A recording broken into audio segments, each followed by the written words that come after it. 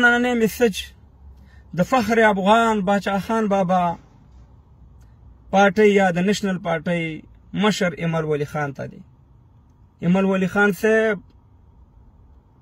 کله د نلر افغانان پښتانه مروري، کله د نبر افغانان پښتانه مروري.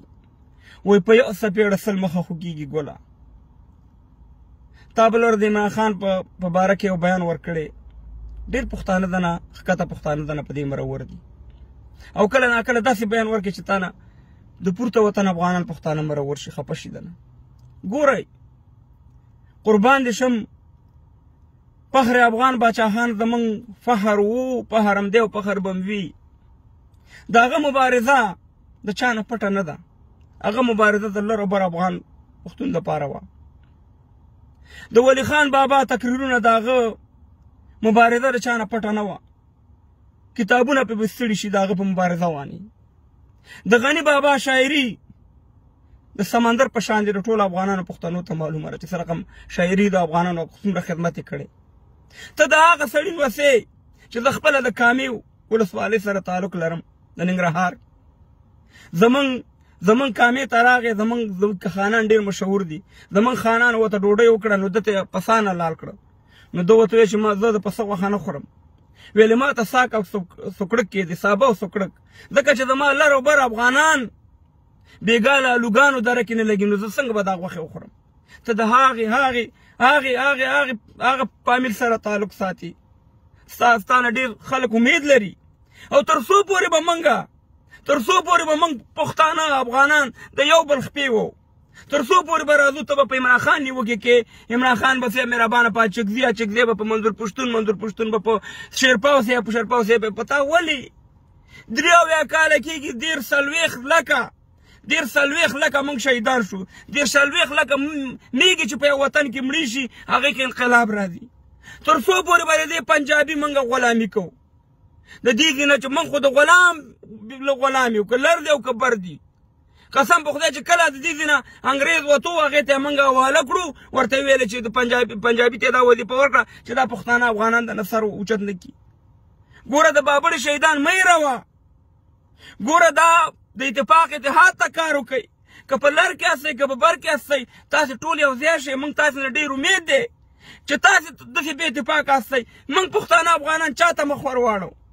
موږ به آخر څه کوو؟ موږ خو تباه او برباد یو، نم تعلیم شته دی، نم صاحبانه کاروبار شته دی، څوک په سعودي کې مزدوران، څوک په دوبۍ کې مزدوران، څوک په لاهور کې چوکیداران، تباه او برباد یو. ایمل ولی خان صاحب ولې مخکې وروسته سوچ نه کړې؟ قربان دې شم، زه تا ته احترام لرم، ته زموږ د زړه سر یې، خو د خدای لپاره د دې پښتنو افغانانو د حل لاره راوباسه. ګوره تاسې استعمال کړئ همدغه آیسای، همدغه پنجاب تاسې استعمال کړئ، هر یو پښتون تاسې استعمالوئ، که دغه د پارټیانو والا هستئ. هر یو بیل ورځئ صاحب مهربانه، د شهباز شریف او نواز شریف استعمالي همیشه تاسې دا باجوه او دې خلکو استعمال کړي هستئ. ګوره د سوات اپریشن چې و، د سوات اپریشن خپله پوج کو د امریکې په خوښه وانې، مګر بیان یې د اسمانیار ولی خان په خوله ورکړو چې موږ د دې حمایت کوو، یا د ایمل ولی خان په خوله یا د اسمانیار ولی خان په خوله وانې دا پوج اپریشن کوي. خو بیان یې په هغه ورکړو، همغه بیان اوس دې پښتنو ته نیغ مخې ته کوي چې دا وګوره ساتي پښتون دلته حمایت کړی، حالانکې دا د پنجابي کار و، دا د امریکایانو کار و. او د خدای په لحاظ باندې ایمل ولی خان صاحب، عمران خان ته ښه پوهېږي چې ښکته ډېر پښتانه سپورټر دي. ته ووایه چې یاره تاسې ټیک ده د هغې پارټي هستئ، خو زما پښتانه هستئ، دا ستاسې پارټي ده. ولې ته داسې بیانونه ورکې؟ دا بیان نه وروره صاحب مهربانه، نه شهباز شریف ورکوي، نه نواز شریف ورکوي، نه صاحب زرداري ورکوي. به دلته وروره کله فضلامان کینی، وروره د یهود دی، پلانی دی، بیسانی دی، کله وروره ته یا بل کینی، پښتانه خپلو کې ته موږ ټول یو بل سره اچولي وو. د دې پښتون افغان غم وخورئ، جرګه راوغواړئ، دغلته یو د حل لاره راوباسئ. دا د حل لاره نه ده چې موږ د یو بل خپې وخو. قربان دې شم، په بیانونو کې ډېر سوچ فکر کوه. هر سړی حق لري چې یو پارټۍ یو تنظیم سره اړي، خو فخر افغان باچا خان بابا ته چې څوک کنځلې کوي، دا موږ ته کنځلې دي. قربان دې شم، داسې بیانونه مه ورکوه چې د فخر افغان باچا خان بابا ته خلک بد رد ووایي، ولی خان صاحب ته وایي، غني خان صاحب دا زموږ اتلان قهرمانان دي. د خدای لپاره یو لویه جرګه راوغواړئ او د دې پنجاب د غلامۍ نه خلاص کړئ.